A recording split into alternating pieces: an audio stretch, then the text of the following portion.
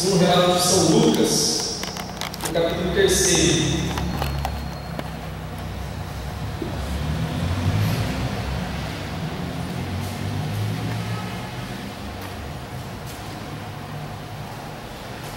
O Evangelho segundo Lucas, no capítulo 3, nos versos de 7 a 18.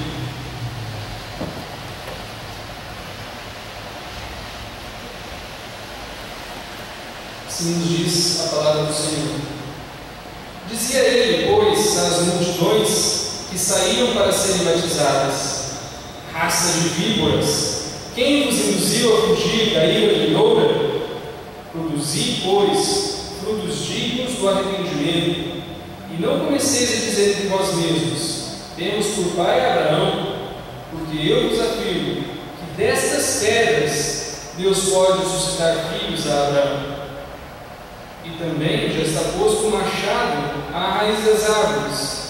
Toda árvore, pois, que não produz bom fruto, é cortada e lançada ao fogo. Então as multidões o interrogavam, dizendo: que havemos, pois, de fazer? Respondeu-lhes: quem tiver 2 túnicas, reparta com quem não tem. Quem tiver comida, faça o mesmo. Foram também publicanos para serem batizados e perguntaram: mestre, que havemos de fazer? Respondeu-lhes: não cobreis mais do que o estipulado. Também soldados lhe perguntaram: e nós, que faremos? E ele lhes disse: a ninguém maltrateis, não deis denúncia falsa, e contentai-vos com o vosso soldo.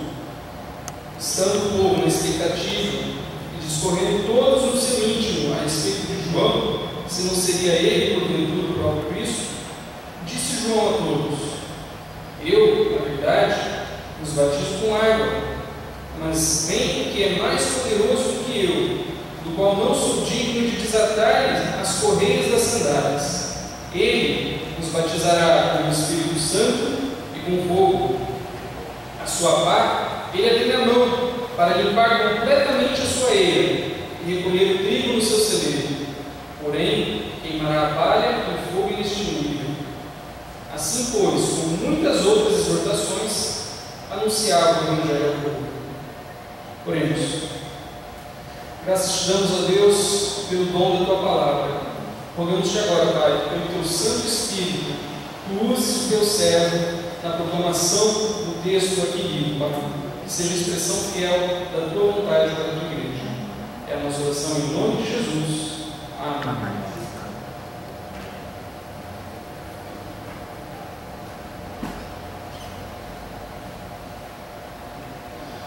João Batista é uma das figuras mais fortes do tempo do Advento.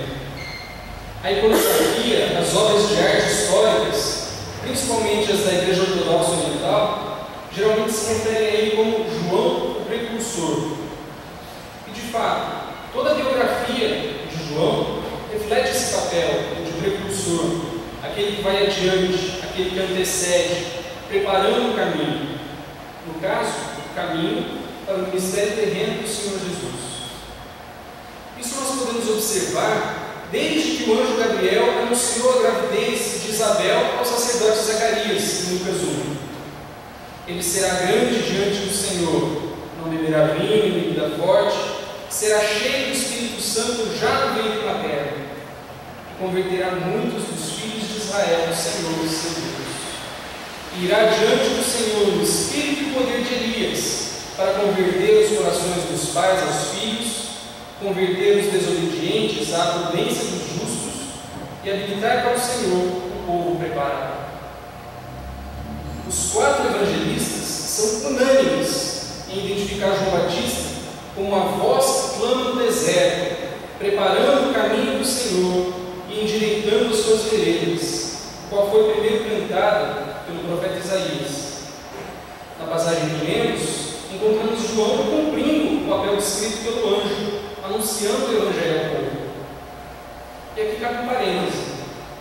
Muitas vezes nós perdemos o sentido das expressões da Bíblia quando elas adquirem um significado técnico e passam a ser traduzidas e entendidas com esse significado técnico. Creio que nós temos um exemplo claro disso no versículo 18. Assim, pois, com muitas outras exortações, anunciava o Evangelho ao povo.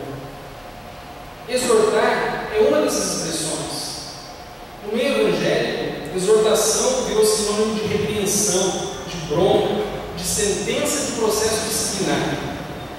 Quando recorremos ao dicionário, principalmente se recorremos ao texto grego, vemos que não é nem por aí. O verbo traduzido por exortar, no grego, é parakalon, de parakaleo, que é chamar para junto de si, consolar, encorajar, aconselhar. Tem a mesma raiz de paráclito, que é um dos nomes bíblicos dados ao Espírito Santo, o Consolador. Evangelizar é outra expressão que precisa recuperar o seu sentido original.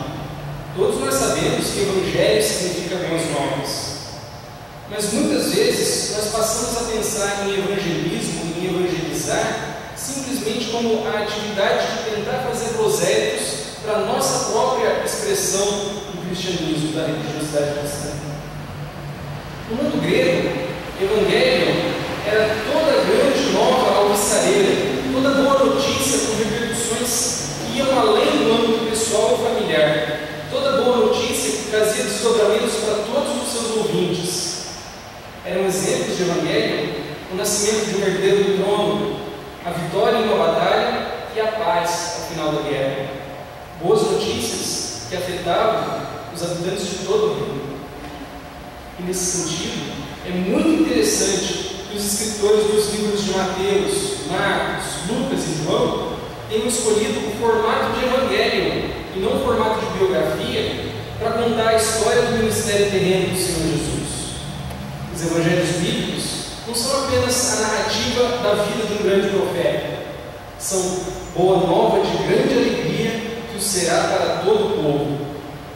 São boas notícias que afetam a vida de toda a humanidade, do nascimento do Filho do Rei dos Reis, de sua luta e vitória sobre a morte, da sua ascensão e da promessa da sua volta, inaugurando o reino de paz e justiça, pelo qual nós ansiamos e esperamos.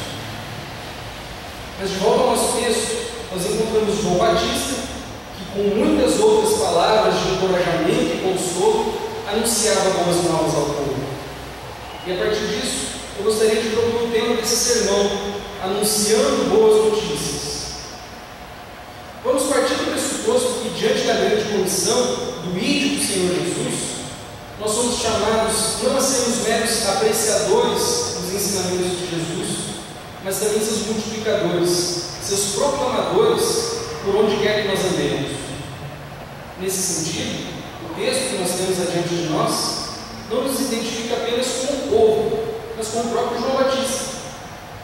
E podemos observar pelo menos 3 formas pelas quais nós somos chamados nesse texto a anunciar as boas novas, preparando o caminho não para o ministério terreno do Senhor Jesus, como João Batista fez no primeiro advento, mas agora para a segunda vinda, o segundo advento, para a segunda vinda, para a volta do Senhor Jesus.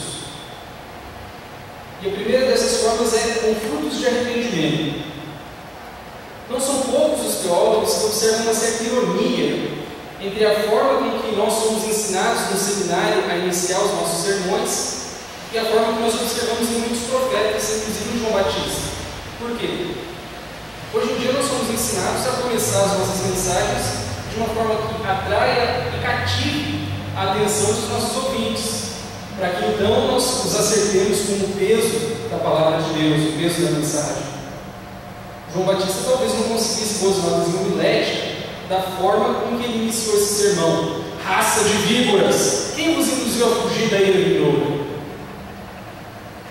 Aqui, João Batista faz uma dura crítica a um componente que é constante da espiritualidade judaica, ainda nos dias de hoje, que é a confiança quase exclusiva no caráter étnico, no caráter genético da aliança de Deus com o seu povo. O judeu comum tem a segurança da sua salvação não em padrões éticos e morais, não no desenvolvimento de uma espiritualidade de relacionamento íntimo e pessoal com Deus, mas em boa medida o judeu confia na sua salvação por causa da sua herança judaica. E como o profeta é ácido: vocês não são filhos de Abraão, vocês são filhos da serpente, vocês Vocês são descendência de víboras, descendentes da mesma serpente, a quem Deus garantiu que o descendente de Eva lhe pisaria a cabeça. Não, vocês não são filhos da promessa, são filhos da condenação, e continuarão sendo, a menos que comecem a produzir frutos que demonstrem o contrário, que demonstrem a sua conversão. A sua descendência de Abraão não vale nada. Até dessas pedras Deus pode suscitar filhos a Abraão. A menos que vocês comecem a produzir frutos condizentes com a condição de filhos de Abraão, o seu destino é a ilha vindoura. O machado já está a postos na raiz das árvores, na raiz, não no tronco, que é para não terem chance de brotar de novo. As mesmas advertências de João Batista valem para nós ainda hoje. Nós não podemos fiar a nossa salvação no fato de pertencermos a uma igreja evangélica. Não podemos nos considerar garantidos e sossegados porque somos membros da igreja presbiteriana há 4 ou 5 gerações. O fato que a mídia noticiou que deveria ser digno do maior escândalo, da maior indignação entre nós, mas que passou quase despercebido, foram os números a respeito da chamada bancada evangélica no Congresso Nacional, divulgados em maio deste ano. Todos os deputados chamados evangélicos estão respondendo a processo judicial. 95% dos deputados evangélicos estão entre os que mais faltam nas sessões. 87% dos deputados evangélicos estão entre os mais inexpressivos e inativos da Câmara. Nenhum projeto de lei relevante foi de autoria dos deputados evangélicos. Quando uma manchete envolve políticos chamados evangélicos, é boa notícia, é boa nova que nós, o mundo, estamos esperando hoje em dia? E nós? Quando nós somos notícia, é boa notícia que se espera de nós? São boas as notícias da parte de Jesus que se ouve a nosso respeito? Ou são os frutos podres de uma árvore doente por não abandonar o pecado? Não comecem a dizer eu sou evangélico, porque eu vos afirmo que no meio dos incrédulos é possível achar gente mais cristã do que esses evangélicos. Se não produzirmos em nossa vida frutos condizentes com a nossa formação de fé, o nosso destino é o machado e o fogo, porque como árvore nós não estamos servindo para nada. A segunda forma pelo qual nós somos chamados a anunciar as boas novas de Cristo Jesus também está relacionada à forma com a qual vivemos e nos relacionamos neste mundo. Diante da advertência de João Batista, de que apenas ser judeu não adiantava nada, as multidões lhe perguntaram: então, o que temos de fazer? Como nós produzimos frutos condizentes com a nossa conversão? O evangelista nos narra 3 respostas de João a essa pergunta, dirigidas a diferentes grupos dentro dos seus seguidores. Às multidões, João respondeu: quem tiver 2 trocas de roupa, dê uma a quem não tem nenhuma. Quem tiver comida, reparta com quem não tem. O cuidado com o pobre, com os desvalidos da sociedade, representados na Bíblia pelo órfão e pela viúva, é uma das grandes ênfases do profetismo judaico. Mas apesar dessa ênfase tão grande, ainda nos tempos de Jesus era necessário frisar o assunto de novo e de novo, como vemos o próprio Senhor Jesus fazendo e como vemos o funcionamento ideal da igreja suprindo em Atos.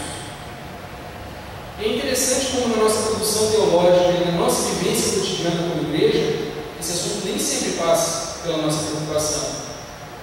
As nossas SAFs promovem bazares, distribuem cobertores aos asilos, as nossas juntas diaconais distribuem cestas básicas para o alívio dos que não têm nem o básico. Graças a Deus, no nosso presbitério, nós tivemos pastores e crentes que enxergaram além do assistencialismo imediato, que também é necessário, mas deram o passo seguinte, rumo à promoção humana. Nós temos 2 associações assistenciais evangélicas na cidade, que são fruto do trabalho presbiteriano. Direcionam o seu trabalho a crianças e adolescentes, Bom Samaritano e a AEF. Iniciativas como essas devem ser multiplicadas. Já os publicanos, João Batista respondeu: não cobrem mais do que o estipulado. E nós sabemos que os publicanos, os judeus que cobravam impostos a serviço do Império Romano, eram considerados traidores da pátria. E sabemos que eles viviam e se enriqueciam de cobrar além das metas de arrecadação que o Império Romano estipulava. Aos soldados, que nesse caso deviam ser mercenários judeus a serviço do Império também, aos quais cabiam funções de polícia, João também indicou a honestidade. Não extorquir os cidadãos com violência, como vemos acontecendo hoje nas milícias no Rio de Janeiro. Não levantar denúncia falsa. E o contentamento com o seu soldo, com o seu salário, sem a cobrança de propina ou extorsão. Nosso reformador, João Calvino, assim como outros líderes protestantes, foi enfático ao acentuar que toda ocupação honesta honra a Deus, não apenas o ministério ordenado. A honestidade e a diligência, o bom empenho na realização do nosso trabalho, não importa em qual área de ocupação, honram a Deus e consistem em uma forma de testemunho e de evangelismo. São frutos dignos da nossa conversão. E nós, o que faremos? Nós também somos chamados a uma vida de diligência e de honestidade, seja na ocupação que nós tivermos. Sejamos nós professores, advogados, magistrados, militares, arquitetos, engenheiros, médicos, enfermeiros, ministros da palavra e dos sacramentos, ou em estudantes. Sejamos nós empenhados em sermos os melhores da nossa área, os melhores profissionais, não apenas os mais tecnicamente capacitados, mas também as melhores pessoas para se trabalhar junto. Esse testemunho vai nos conduzir a produzir bons frutos, não apenas para nós mesmos, para a nossa edificação pessoal, mas frutos para o reino. Porque a melhor forma de evangelismo é o testemunho. Nas palavras de Francisco de Assis, evangelize sempre, as palavras se for necessário. Por fim, nós somos chamados a anunciar a boa nova do Evangelho pela expectativa do segundo advento, da segunda vinda do nosso Rei. Pelo teor do seu discurso, João Batista foi por várias vezes interpelado, interrogado, confundido com o próprio Messias. A nossa vida, conduta e discurso devem ser tais que nós também sejamos identificados com aquele de quem nós adquirimos a nossa identidade de filhos de Deus.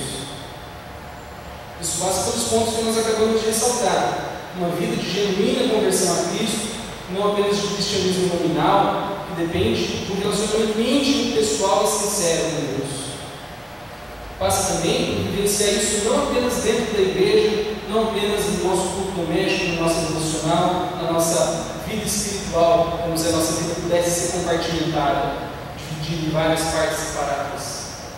Se a nossa conversão é sincera, se nós efetivamente somos salvos e estamos enxertados na videira verdadeira, em Cristo, passa a ser algo natural a nós que produzamos fruto em decorrência disso, em nossos relacionamentos pessoais e profissionais, na nossa própria conduta como profissionais, como cidadãos, enfim, em toda a nossa vida. O povo estava na expectativa, e no seu íntimo as pessoas discutiam se João não seria porventura o próprio Cristo. Tal era a forma com que a sua vida, a sua conduta, o seu discurso refletiam a pessoa de Cristo. Eu batizo vocês com água, mas está chegando aquele que é maior do que eu, o qual eu não sou digno nem de desamarrar as sandálias. Ele vai batizar vocês com o Espírito Santo e com fogo.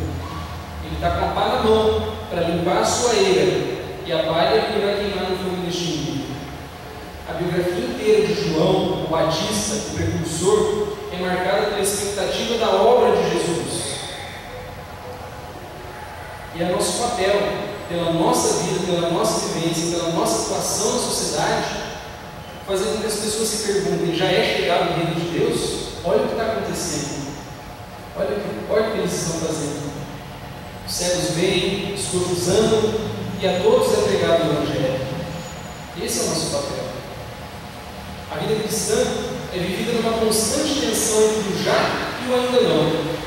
Os discípulos de João eram batizados apenas em água. Depois do Pentecostes, o sacramento do batismo não é apenas uma profissão de fé, uma marca externa da conversão, mas é um meio de graça. Nós somos batizados não apenas com água, mas também com o Espírito Santo. A figura do fogo nós sabemos bem, aparece inúmeras vezes na Bíblia como sinal de purificação, de eliminação daquilo que sobra, daquilo que não é mais necessário. A figura da pá, da limpeza do trigo, da eliminação da palha, tem um paralelo bem familiar aqui na região de Franca, produtora de café. Na cafeicultura também é necessário peneirar o café, retirar do seu meio a palha, o cascalho, para que o café, só o café seja recolhido. Nós damos testemunho do Evangelho ao sermos cada dia mais obedientemente peneirados pelo Senhor, purificados daquilo que não serve para o reino, tendo as nossas impurezas lançadas ao fogo. E assim, purificados e peneirados, é que seremos recolhidos para os celeiros do Senhor Jesus, como resultado do trabalho que realizou em nosso favor, nos adquirindo salvação. Mas, como dissemos, existe uma tensão entre o já e o ainda não. Nós já começamos a ser peneirados, a sermos trabalhados, santificados por Jesus por meio do seu Espírito. Mas essa é uma obra que só se completará quando formos finalmente recolhidos para o seu celeiro, recolhidos e recebidos no seu descanso eterno. Mas nesse meio tempo, é o nosso papel nos submetermos obedientemente a esse processo, que muitas vezes é doloroso, que muitas vezes nos arranca de práticas a que estamos agarrados, talvez mesmo do nosso pecadinho de estimação. Mas assim, peneirados, refletimos aquilo que Cristo quer que nós sejamos e manifestaremos o resultado da boa nova do Evangelho em nossa vida. Em nome de nosso Senhor Jesus Cristo. Amém.